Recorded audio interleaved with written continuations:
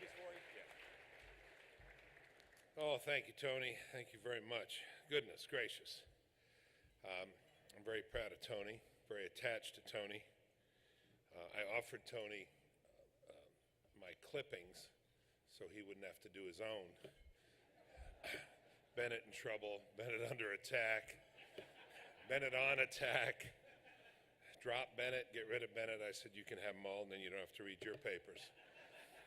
He was a little disappointing, though. He never got himself in enough trouble by the quantum count. Tony is a visionary. He is courageous. The secret of democracy is courage. And Tony Bennett will be back. Don't you worry about that.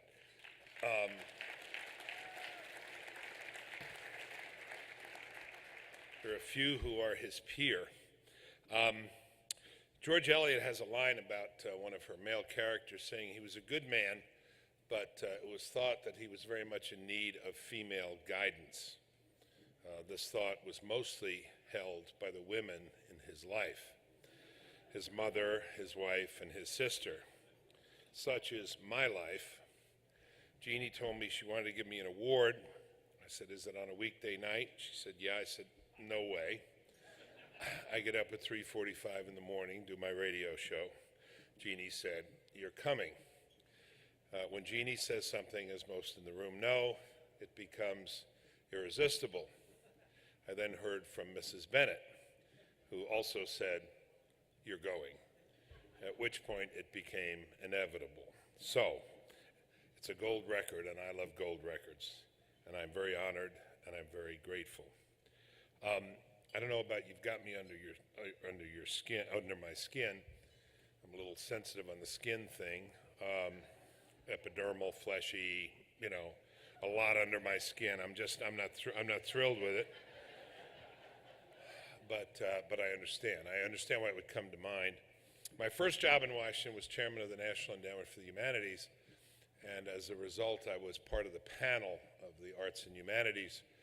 Ronald Reagan's panel on arts and humanities. I shared it with the chairman of the National Endowment for the Arts and 3 professors from the humanities, and then 3 friends of Ronald Reagan from the arts world, including Frank Sinatra, who we're singing tonight, and we've heard singing tonight, or we've heard a good semblance.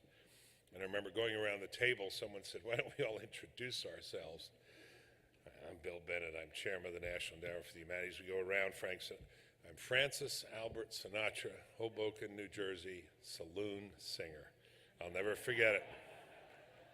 We sat there talking. He said, so what's the humanities about? I said, well, it's history, philosophy, literature. He said, do you drink Jack Daniels? That was his response. I said, sure, I'll have one. He said, Mr. Bennett, I used to drink 2-3 bottles of Jack Daniels a day. Now I drink 1.5. I said, that's really great. The guy's about 85 pounds.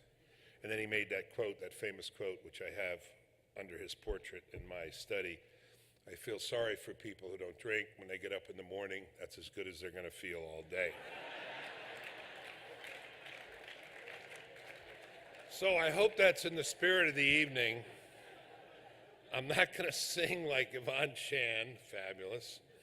I'm not going to dance like Barbara. That was fabulous. I'm just going to tell you how honored I am to be here. Someone used the line, I guess it was Jeb Bush. What do you say about Jeannie Allen? I think it was Jeb in the video who said, he talked about a center of passion and principle. How about Jeannie Allen as a center, a locus of passion and principle? Nicely done, Jeannie. You have prodded us all over the years and in the right direction. Thank you very much. Jeannie is also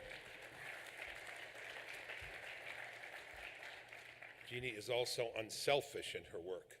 She pushes her work. She has ambition in the right sense, which is there's nothing wrong with ambition as long as it serves larger goals. But she also helps others. She has helped my wife, Mrs. Bennett, in the best work of the Best Friends Foundation, which does extraordinary work in the inner city schools around this country.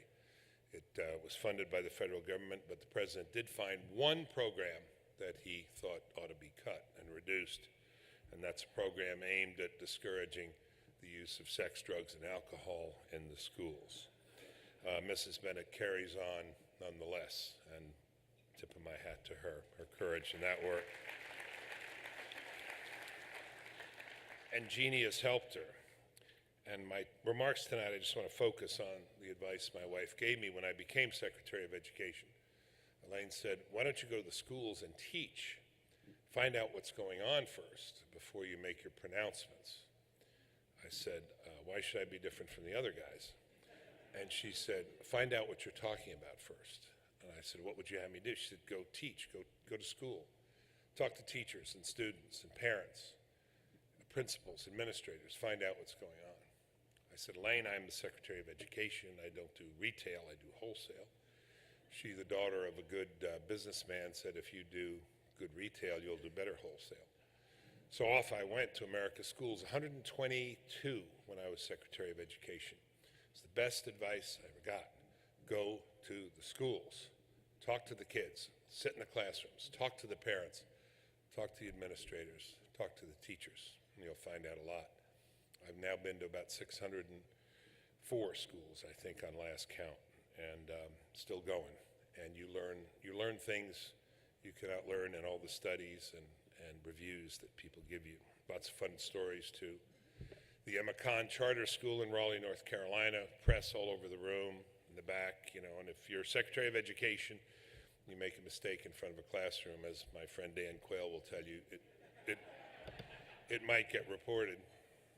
So I was telling the children a story about George Washington, and it's for third grade. A little boy raised his hand and he said, Mr. Secretary, when y'all get together, meetings of the cupboard, and a little girl whispered in his ear, the cabinet, dummy, not the cupboard, the cabinet. And he said, sorry, the cabinet. I said, just pause right there. What just happened to you will be happening to you the rest of your life. No matter what you achieve and attain. My wife was telling me what to say when I got up there just during the introduction. It keeps going on. He said, y'all really eat Jelly Bellies? I said, yeah, Ronald Reagan has a bowl of jelly beans, and he loves them. He passes them around. We all had a few. This little guy says, looks like you've had more than a few, Mr. Secretary. So, but that's the spirit of America. Think about it. Think about the Soviet Minister of Education, and I've sometimes compared some of what we do in America to a Soviet system imposed by the state when I was in Chicago. I called it the worst school system in the country when I was secretary. Spokesman from the mayor's office said, why do you say that? I said, 50% dropout rate, 50% of the kids who remain in school score in the bottom 10% of the country. He calculated quickly and said, we're better than Detroit. I said, good for you. High aspirations. Come on, man, we can do better than that. We can do better than that. And then D.C. ended up at the bottom. I remember that next year. If you go to those schools and you see what's going on, then you know the important work that needs to be done. It's been my pleasure and honor to work with Jeannie and CER, donors of CER, friends and supporters of CER over the years. And I'm glad back when we talked about the 3 C's, it was our theme when I was Secretary of Education, content, character, and choice. I'm glad all those issues are settled now. You know, we've certainly settled the content issue, curriculum, core, all those things are settled. No disputes there. Right. Character, we're all resolved on the values issues, and choice.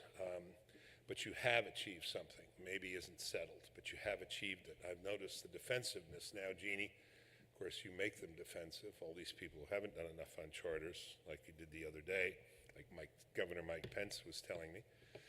When you challenged the governor, Tennessee, I think it was, and said, how many charters do you have? Where are your charters? Now people, when they give presentations about their schools and what they're doing, often not too far from the lead, is when we offer choice, we offer charter schools. And that work is, that achievement is due to the work of a lot of people. And most of all, it's due to the work of Jeannie Allen. Remember that what we do may not succeed today, tomorrow, next year. But remember, as George Eliot said, my favorite writer, excellence is good. We talk about excellence a lot in education. She tells us why it's important. She says, excellence is good because it encourages us about life generally.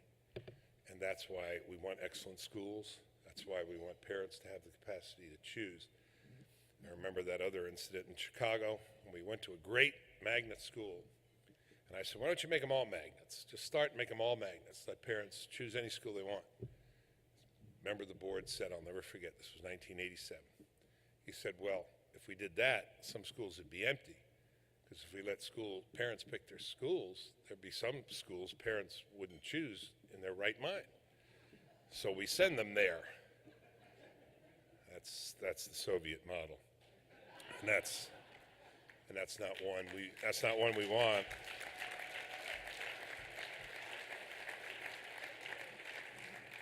And the other example was the Chicago Tribune writing up about a high school that they reported had a 100% dropout rate.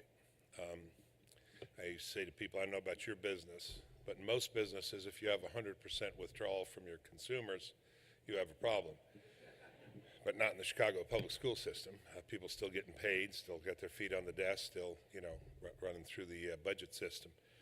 I often wondered, I'm a philosophy PhD, did they make announcements over the loudspeakers and so on? There's no one there. Student George Carlin asks the great question. George Carlin, I'll clean it up. He was a philosophy major. He said, if a man is alone in the forest, is he still wrong? Yes, the answer is yes. But the work is worth it because the cause is worth it. I am a theoretical pessimist. I agree with Isaiah. In the end, it is all wind and ashes. But in the work of a day, in the morning, and my morning is earlier than most, when you get up and you're shaving or do whatever it is you do early, you should be like that Soviet general. I remember an essay Irving Kristol wrote where while he's shaving, he's saying, how can we hurt them today? How can we advance today? How can we move the ball today? How can we get something done today? And that's the important thing, is to move the ball, because to do it in the right way, for the right reasons, for our children, is ennobling. And why is that so important? Because with all the disputes and all the things that are going on, this remains the fundamental question. The greatest philosopher who ever lived, Plato, understood this. It's what the Republic's about. There are really only two questions, he said, in a society. Who gets to teach the children? And what do they teach the children? Those are the two questions that will determine whether society will survive what it is and become and remain what it should be. It's been my pleasure to serve in part of your Army, Jeannie, and congratulations. I look forward to serving with your successor, old and feeble as I am. Thank you very much.